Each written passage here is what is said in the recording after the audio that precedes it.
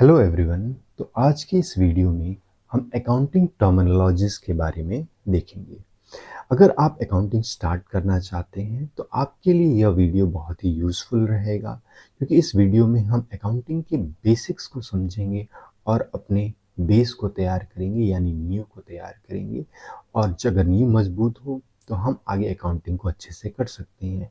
इसमें हम ऐसे बहुत सारे वर्ड्स या टर्मिनोलॉजीज को देखेंगे जो अकाउंटिंग में बार बार यूज़ किए जाते हैं।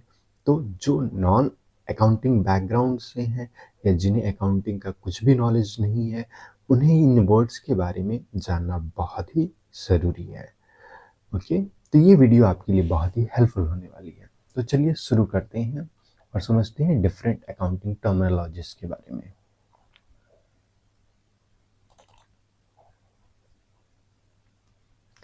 सबसे पहली चीज़ आती है कि अकाउंटिंग होता क्या है। Accounting is the process of recording business transactions, यानी अगर हिंदी में कहें तो व्यावसायिक लेन देन को रिकॉर्ड करने की प्रक्रिया को लेखांकन कहते हैं। एक सिंपल एग्जांपल से समझते हैं। अगर हमें कोई कस्टमर पैसा दे रहा है, हम उसको रिकॉर्ड कर रहे हैं, तो वो अकाउंटिंग कहलाएगा। अगर हम किसी चीज़ के लिए पेमेंट कर रहे हैं, वो भी क्या कहलाएगा? अकाउंटिंग कहलाएगा। अगर हम गुड्स खरीद रहे हैं, उसको रिकॉर्ड कर रहे हैं कि क्या गुड्स खरीदे हैं, कितनी पीस खरीदे हैं, किस रेट से खरीदा है, तो वो अकाउंटिंग कहलाएगा। अगर हम गुड्स को बेचते हैं, ठीक है, क्या गुड्स बेचा, कितनी पीस बेचा, वो सारी चीज़ें अकाउंटिंग कहलाती हैं। ओके, अब बात आती है कि अकाउंटेंट होता क्या है। अकाउंटेंट एक प्रोफेशनल व्यक्ति होता है जो बिजनेस यानी व्यवसाय की फाइनेंशियल इंफॉर्मेशन यानी वित्तीय जानकारी को रिकॉर्ड, एनालाइज यानी विश्लेषण और रिपोर्ट करता है।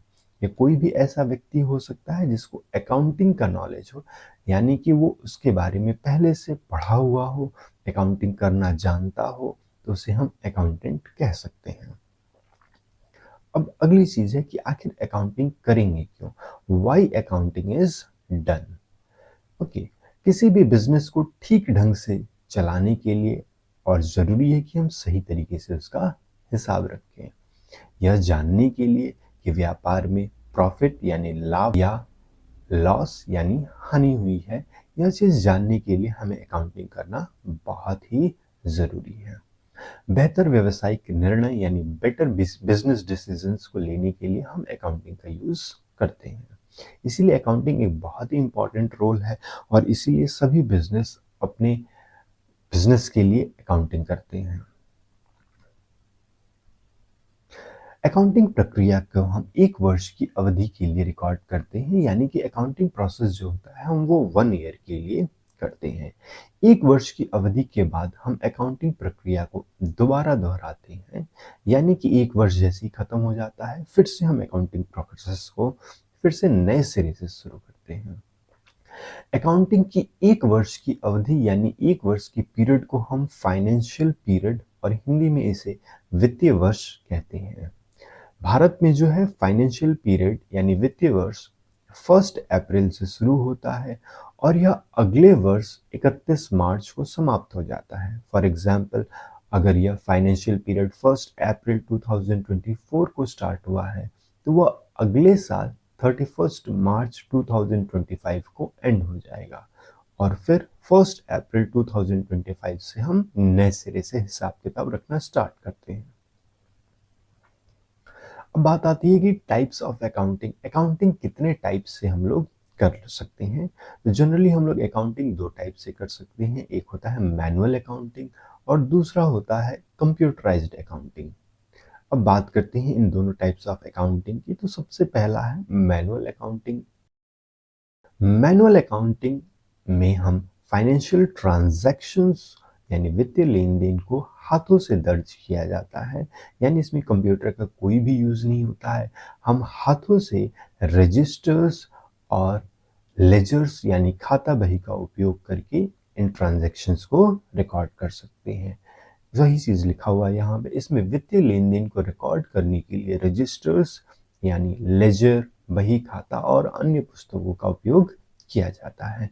यह एक बहुत ही टाइम कंज्यूमिंग प्रोसेस होता है, क्योंकि जब हम हाथों से रिकॉर्ड करते हैं तो इसमें बहुत ज़्यादा समय लगता है, एरर के भी चांसेस रहते हैं। ओके, और रिपोर्ट्स तैयार करने में बहुत ज़्यादा टाइम लगते हैं। रिपोर्ट्स यानी कि जैसे ट्रायल बैलेंस हो गया, प्रॉफिट एंड लॉस हो गया, बैलेंस शीट जिसके बारे में हम लोग आगे देखेंगे। इन रिपोर्ट्स को तैयार करने में बहुत ही ज़्यादा टाइम लगता है। तो उसका एक बेटर सॉल्यूशन है कंप्यूटराइज्ड अकाउंटिंग। तो अब हम लोग देखेंगे कंप्यूटराइज्ड अकाउंटिंग होता क्या है। कंप्यूटराइज्ड अकाउंटिंग में जो भी फाइनेंशियल ट्रांजैक्शंस होते हैं, यानी कि जो भी हम अकाउंटिंग करते हैं, वो कुछ अकाउंटिंग सॉफ्टवेयर्स का उपयोग करके फाइनेंशियल ट्रांजैक्शंस को रिकॉर्ड करते हैं। यहाँ पे हम एक कंप्यूटर का यूज़ करते हैं और कंप्यूटर में अकाउंटिंग सॉफ्टवेयर्स का यूज़ करते हैं।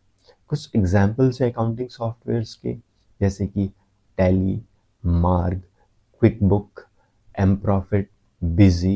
ये कुछ ऐसे सॉफ्टवेयर्स हैं जिनका यूज़ करके हम अकाउंटिंग प्रोसेस कर सकते हैं। अकाउंटिंग प्रोसेस का बेनिफिट ये है, यह लेस टाइम कंज्यूम करता है, इसमें एरर के चांसेस मिनिमम होते हैं और इसमें रिपोर्ट्स जनरेट करना बहुत ही ईजी होता है। कुल मिलाकर कहें तो कंप्यूटराइज्ड अकाउंटिंग हमारा बहुत ही टाइम सेविंग होता है। चलिए अब बात करते हैं कुछ टर्मिनोलॉजीज की, जैसे कि ट्रेड। ट्रेड को हिंदी में बोलते हैं व्यापार। लाभ यानी प्रॉफिट कमाने के उद्देश्य से किया गया वस्तुओं का क्रय विक्रय यानी बाइंग एंड सेलिंग व्यापार की ट्रेड कहलाता है।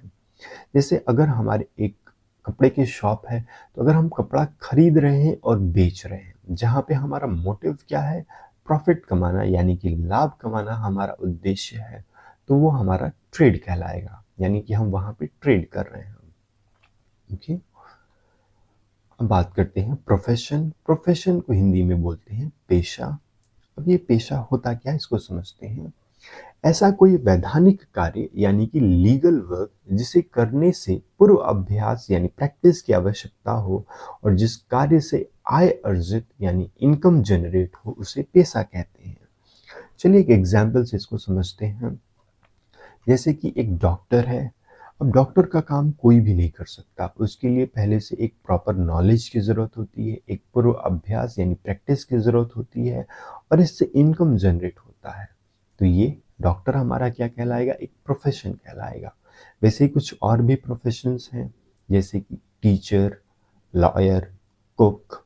इन सब में हमें कुछ पहले से नॉलेज होनी चाहिए, कुछ प्रैक्टिस होनी चाहिए और इसको करने से हमारा इनकम भी जनरेट होता है। तो ये हमारे प्रोफेशन की कैटेगरी में आते हैं। ओके, अब बात करते हैं बिजनेस यानी कि व्यवसाय।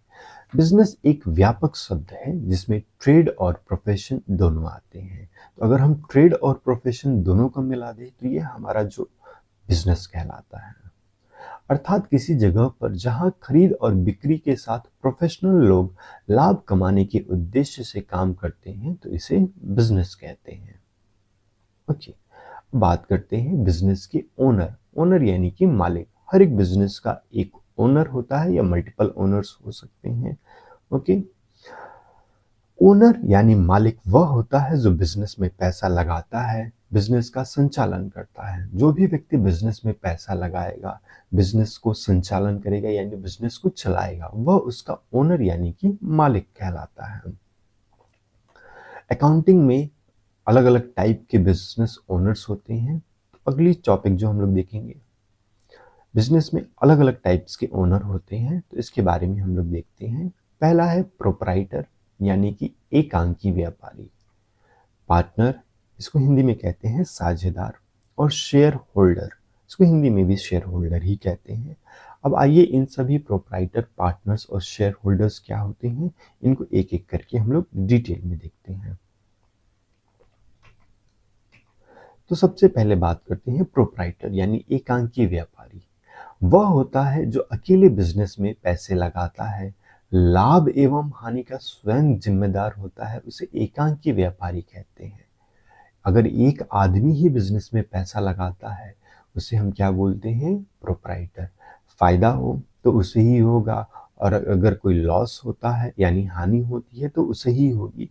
ऐसे ओनर्स को हम बोलते हैं प्रोपराइटर। जनरली जो छोटे दुकान होते हैं वो क्या होते हैं, प्रोप्राइटरशिप होते हैं, यानी कि उसका मालिक एक ही होता है। इसीलिए आप जनरली देखते हैं दुकानों के आगे लिखा रहता है प्रोप्राइटर, या हिंदी में लिखा रहता है प्रो। Pro means proprietor. बात करते हैं अगला पार्टनर्स की। तो पार्टनर्स यानी साझेदार, जब दो या दो से ज्यादा लोग बिजनेस में पैसा लगाते हैं और बिजनेस के लाभ और हानि के उत्तरदायी होते हैं तो वो पार्टनर्स कहलाते हैं। ठीक है। और किसी भी बिजनेस में 20 तक जो हमारे साझेदार हो सकते हैं, यानी मैक्सिमम नंबर ऑफ जो पार्टनर्स होते हैं वो क्या हो सकते हैं, 20। अब कभी कभी होता है कि या तो बड़ा बिजनेस हो या बिजनेस में जो अमाउंट लग रहा है वो ज्यादा हो, तो दो या दो से ज्यादा लोग मिल करके उस बिजनेस में पैसा लगाते हैं और बिजनेस को चलाते हैं, तो ऐसे ओनर्स को हम बोलते हैं पार्टनर्स। और किसी भी बिजनेस में जो मैक्सिमम नंबर ऑफ पार्टनर्स हो सकते हैं वो हो सकते हैं 20। अब बात करते हैं शेयर होल्डर की। देखिए, जब बिजनेस में 20 से ज्यादा पार्टनर्स होते हैं, यानी 20 से ज्यादा लोग हिस्सेदार होते हैं, तो वह शेयर होल्डर्स कहलाते हैं। अब हम लोग अगले टर्म की बात करेंगे, वो है कैपिटल। कैपिटल को हिंदी में बोलते हैं पूंजी। बिजनेस का मालिक बिजनेस में जो भी पैसा लगाता है, चाहे वो स्टार्ट करते समय लगाए या बिजनेस चल रहा हो उस समय लगाए, तो उसे हम कैपिटल यानी पूंजी बोलते हैं। कैपिटल पूंजी कैश यानी नगद के फॉर्म में हो सकता है और असेट्स के भी रूप में हो सकता है। कैश आप लोग समझते हैं वो एक फिजिकल करेंसी हो सकती है, या फिर वो असेट हो सकता है। असेट्स को हम लोग डिटेल में इसी वीडियो में आगे देखेंगे। फिलहाल के लिए आप असेट समझ सकते हैं कि जैसे कि अगर बिजनेस है तो उसमें कंप्यूटर हमारे एसेट्स हो जाते हैं, क्योंकि वो हमारे बिजनेस को चलाने के लिए ज़रूरी होते हैं। लैंड, बिल्डिंग या फिर मशीनरी, ये सब हमारे असेट्स हो जाते हैं। फर्नीचर असेट हो जाता है। तो जो कैपिटल होता है वो कैश के भी फॉर्म में हो सकता है और असेट्स यानी संपत्ति के रूप में भी हो सकता है। अब हम लोग अगले टर्म्स की बात करेंगे, वो है ड्राइंग। ड्राइंग को हिंदी में बोलते हैं आहरण। ओनर यानी मालिक जब अपने निजी खर्चों के लिए व्यापार से पैसे निकालता है तो उसे मालिक के निजी खर्चे या ड्राइंग यानी आहरण बोलते हैं। जो बिजनेस ओनर होता है, अगर उसे किसी काम के लिए पैसों की जरूरत है, जैसे मान लीजिए कि वो अपने फ्रेंड्स को एक पार्टी देना चाहता है, अब उस पार्टी के लिए पैसे कहाँ से लाएगा, तो वो बिजनेस से ही निकालेगा। लेकिन ये उसकी निजी खर्चे हैं, बिजनेस से इसका कोई लेन देन नहीं है, तो वह ड्राइंग यानी कि आहरण कहलाएगा। सिंपल सा समझ लीजिए कि वो अपने लिए कुछ कपड़े खरीदना चाहता है, तो वो पैसे कहाँ से निकालेगा, बिजनेस से ही निकालेगा, लेकिन ये उसके निजी खर्चे हैं। यानी ओनर जब अपने निजी खर्चों के लिए बिजनेस से पैसे निकालता है तो उसे ड्राइंग यानी आहरण बोलते हैं। अब बात करते हैं परचेज, यानी कि जिसको हिंदी में बोलते हैं क्रय। परचेज का अर्थ होता है माल खरीदना। जो माल बेचने के लिए खरीदा जाए उसे हम परचेज कहते हैं। अगर हम पर्सनल यूज के लिए खरीद रहे हैं तो वो परचेज नहीं कहलाएगा। अकाउंटिंग में जो माल बेचने के लिए ही खरीदा जाए उसे हम परचेज कहते हैं। अब अलग अलग टाइप के परचेज होते हैं, तो टाइप्स ऑफ परचेज, दो टाइप के हमारे परचेज होते हैं। एक तो होता है कैश परचेज, जिसको हम बोलते हैं नगद क्रय या नगद खरीद, और दूसरा होता है क्रेडिट परचेज यानी उधार क्रय या उधार खरीद। अब ये कैश परचेज क्या होता है और क्रेडिट परचेज क्या होता है। अगर हमने गुड्स खरीदे, अकाउंटिंग में वस्तु नहीं बोलते, हम उसे गुड्स बोलते हैं या हिंदी में माल बोलते हैं। तो अगर हम कोई गुड्स खरीद रहे हैं और उसका पेमेंट हमने तुरंत कर दिया, चाहे वो हम कैश करें या बैंक के थ्रू करें, लेकिन पेमेंट तुरंत कर दिया, तो वो हमारा कैश परचेज कहलाता है। और क्रेडिट परचेज यानी कि हमने गुड्स खरीदा लेकिन उसका पेमेंट तुरंत नहीं किया, जिसका पेमेंट भविष्य में किया जाए यानी फ्यूचर में बाद में किया जाए, उसे क्रेडिट परचेज कहते हैं। होपफुली आपको ये कॉन्सेप्ट क्लियर हो रहे होंगे, और अगर आपको ये वीडियो अच्छी लग रही हो तो वीडियो को लाइक करें, और चैनल पे अगर नए हैं तो चैनल को सब्सक्राइब जरूर करें। लेकिन एक बात का हमें ध्यान रखना है कि अगर हम कोई भवन खरीद रहे हैं या फर्नीचर खरीद रहे हैं, ठीक है, तो वो परचेज की कैटेगरी में नहीं आता है। परचेज का सीधा और साफ मतलब है कि जो हम माल बेचने के लिए खरीदे, ठीक है, चाहे वो हम अपने ऑफिस या पर्सनल यूज के लिए खरीद रहे हैं तो वो परचेज नहीं कहला जाएगा। जो बेचने के लिए खरीदा जाए वही परचेज कहला जाएगा। तो अगर हम कोई भवन या फर्नीचर खरीद रहे हैं तो वो परचेज की कैटेगरी में नहीं आएगा। वैसे ही अब अगले टॉपिक की बात करते हैं, यानी अगले टर्मिनोलॉजी वो है सेल्स। सेल्स को हिंदी में बोलते हैं विक्रय। बिजनेस द्वारा जब कोई माल बेचा जाए तो उसे हम सेल्स यानी माल बेचना बोलेंगे। जो भी हमने गुड्स खरीदे थे, परचेज किए थे, उसको जब हम कुछ प्रॉफिट रख करके बेचते हैं तो वह हमारा सेल्स कहलाता है। सेल्स भी दो प्रकार के होते हैं। पहला है कैश सेल यानी नगद बिक्री, और दूसरा है क्रेडिट सेल यानी उधार बिक्री। तो यहाँ पे अब कैश सेल और क्रेडिट सेल को समझ लेते हैं। जब भी हम गुड्स बेचें यानी कि माल बेचें, तो जो हमारा, अब इसमें पहले हम कैश सेल को समझ लेते हैं। तो जब भी हम गुड्स बेचें यानी कि माल बेचें और उसका पेमेंट हमें अगर तुरंत मिल जाता है तो वह कैश सेल कहलाता है, या कैश सेल की कैटेगरी में आप बोल सकते हैं आएगा। क्रेडिट सेल क्या होता है कि अगर हम कोई गुड्स बेच रहे हैं और उसका पेमेंट हमें तुरंत ना मिले, वो हमें पेमेंट फ्यूचर में मिले यानी भविष्य में मिले, वो पेमेंट हमें बाद में मिले, तो वो हमारा क्रेडिट सेल कहलाएगा, जिसको हम हिंदी में अपने आम भाषा में बोलते हैं उधार बिक्री। टोटल सेल्स को हम टर्नओवर कहा जाता है। जैसे अगर हमने साल में 1 करोड़ का माल बेचा तो हमारा टर्नओवर कहलाएगा जो 1 करोड़। अगर ये ईयरली भी होता है, मंथली भी होता है, क्वार्टरली यानी कि तिमाही, और हाफ ईयरली यानी कि छमाही भी होता है। ठीक है, तो जो भी हम अगर 1 महीने में सेल्स 5 लाख का कर रहे हैं तो हमारा मंथली जो टर्नओवर हो जाएगा उस मंथ का वो क्या होगा, 5 लाख रुपीज होगा। चलिए अब बात करते हैं परचेज रिटर्न। परचेज रिटर्न को हिंदी में बोलते हैं क्रय वापसी। जब हम कोई माल किसी से खरीदें और किन्हीं कारणों से माल में कोई खराबी या फिर गलत माल आने से उस माल को वापस करना परचेज रिटर्न या क्रय वापसी कहलाएगा। जब हम कोई गुड्स खरीदते हैं और किसी भी रीजन से, चाहे माल खराब आ गया हो या जिस क्वालिटी का माल ऑर्डर किया था वैसा माल नहीं आया हो, तो हम उसे अपने पास तो रखेंगे नहीं। हमने उसे जिससे खरीदा है हम उसे वापस कर देते हैं, और इस प्रोसेस को हम बोलते हैं परचेज रिटर्न यानी कि क्रय वापसी। अब बात करते हैं अगले टर्म की, वो है सेल्स रिटर्न यानी विक्रय वापसी।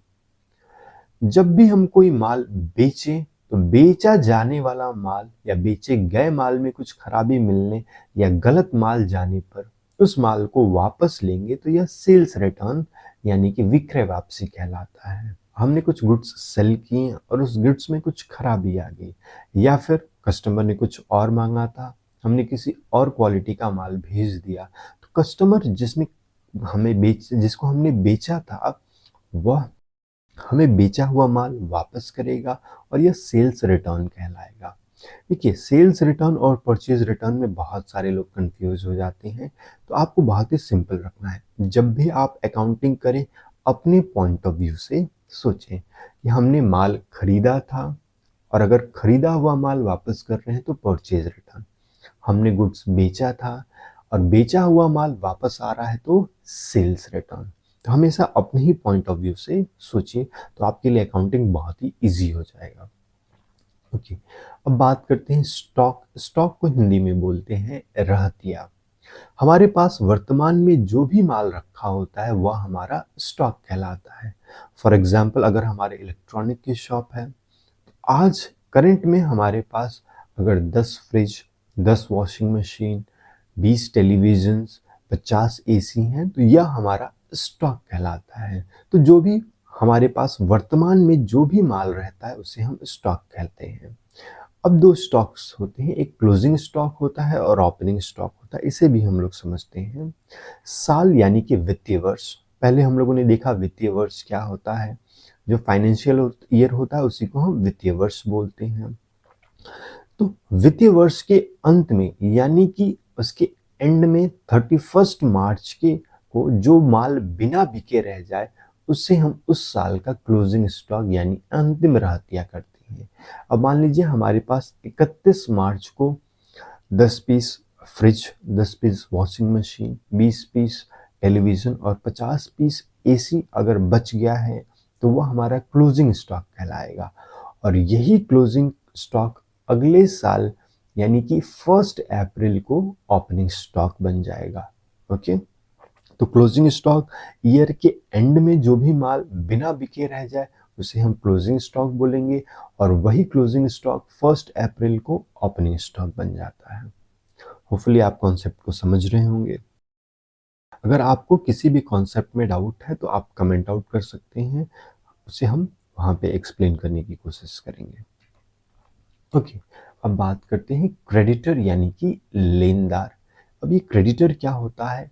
वह व्यक्ति या संस्था जो किसी दूसरे व्यक्ति या संस्था को उधार माल या सेवाएं बेचती है या रुपया उधार देती है तो उसे हम लेनदार या क्रेडिटर कहते हैं। ये एक लंबा चौड़ा डेफिनेशन हो गया। अगर हम इसे शॉर्ट में कहना चाहें तो उधार माल बेचने वाला क्रेडिटर कहलाता है। यहाँ पे दो टर्म, एक क्रेडिटर हम लोग देख रहे हैं और आगे चल करके डेब्टर देखेंगे। तो सिंपल सा हमने बताया कि जब भी आप अकाउंटिंग करें तो अपने पॉइंट ऑफ व्यू से सोचें। अगर हम किसी से उधार माल खरीद रहे हैं तो जिससे हम उधार माल खरीद रहे हैं वो हमारा क्रेडिटर कहलाएगा। ठीक, तो हमें जो उधार दे रहा है या उधार माल दे रहा है वो हमारे लिए क्रेडिटर। ओके, बात करते हैं डेप्टर यानी कि जिसको हिंदी में बोलते हैं देनदार। वह व्यक्ति या संस्था जो किसी दूसरे व्यक्ति या संस्था को उधार माल या सेवाएं खरीदता है, वह रुपया उधार लेता है, वह डेप्टर यानी कि देनदार कहलाता है। तो जो कोई भी व्यक्ति उधार माल खरीदेगा वह डेप्टर कहलाएगा।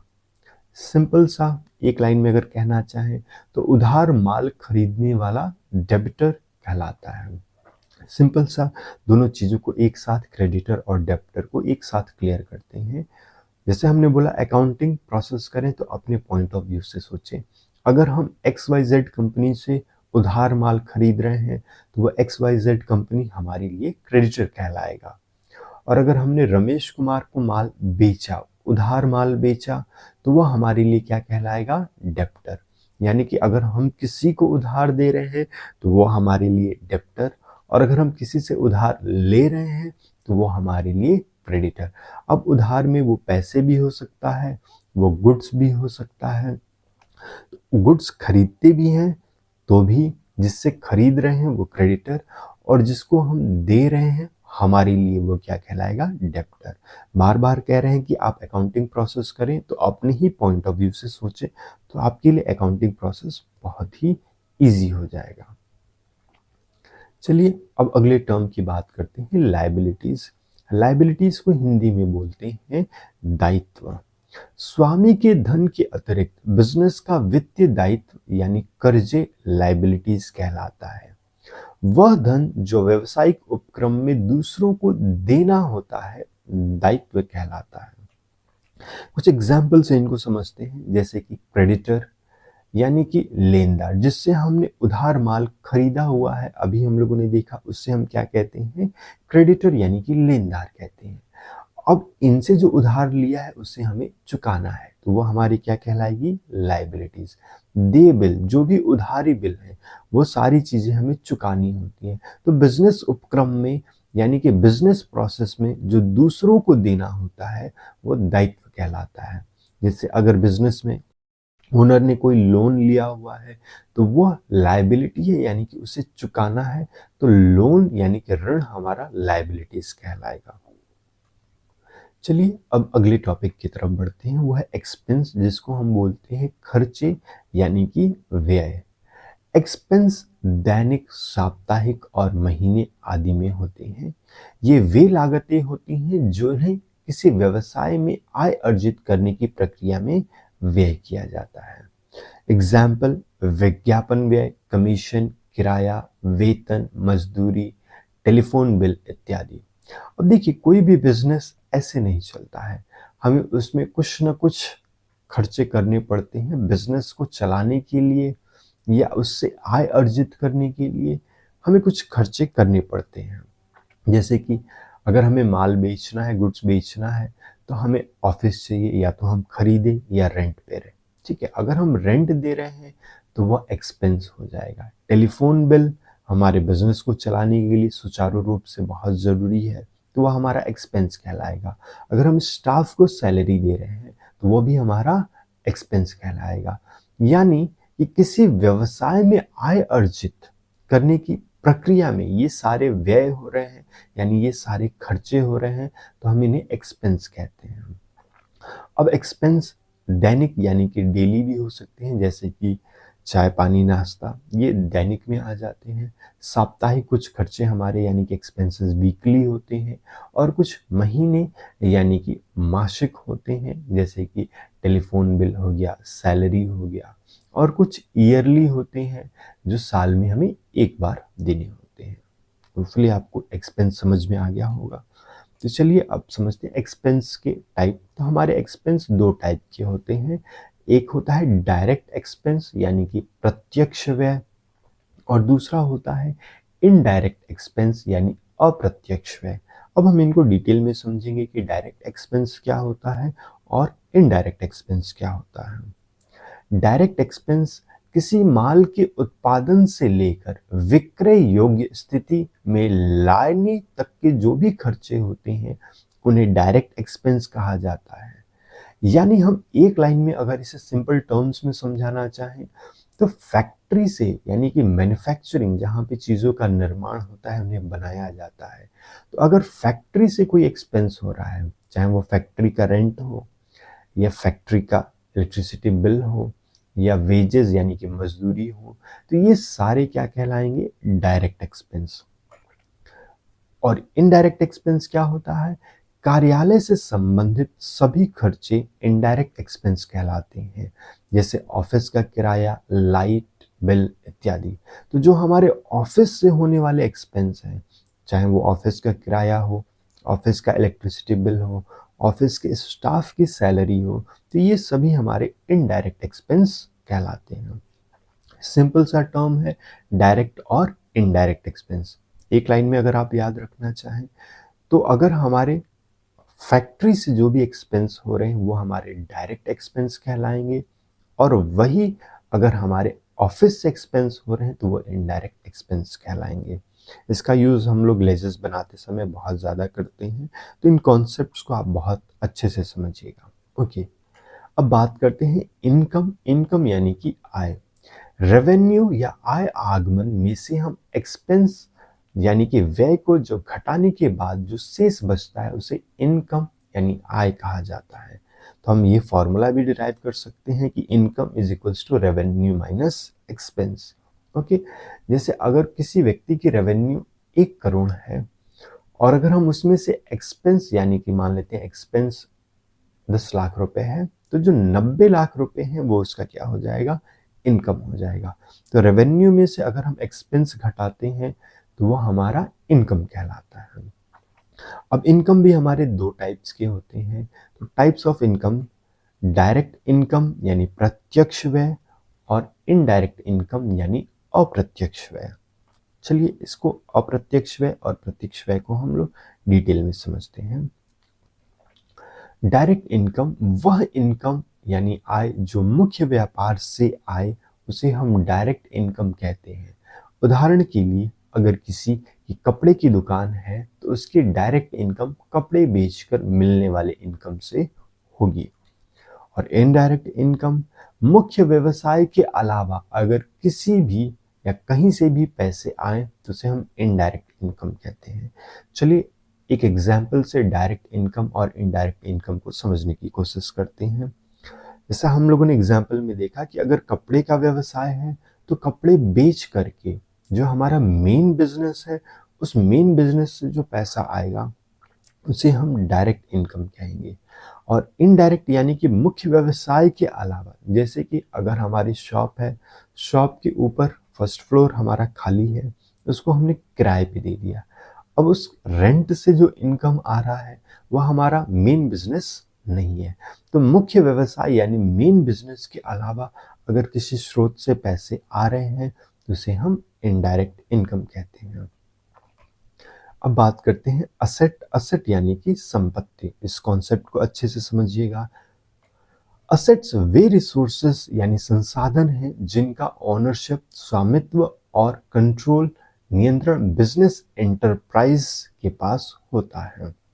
यानी कि अगर किसी चीज का कंट्रोल या फिर ओनरशिप अगर किसी बिजनेस एंटरप्राइज यानी कि सिंपल टर्म्स में कहें तो बिजनेस ओनर्स के पास होता है, वो हमारे क्या कहलाते हैं? असेट कहलाते हैं। असेट्स यानी संपत्ति कह ले या परिसंपत्ति किसी व्यवसाय का आर्थिक स्रोत होता है। आर्थिक स्रोत मतलब ये हमें पैसे कमाने में हेल्प करते हैं। एसेट्स उपयोग व्यापार के संचालन व आय अर्जन के लिए किया जाता है। जो भी एसेट्स होते हैं उनका यूज व्यापार को सुचारू रूप से यानी कि अच्छे ढंग से चलाने के लिए और आय अर्जन यानी पैसे कमाने के लिए किया जाता है। ठीक।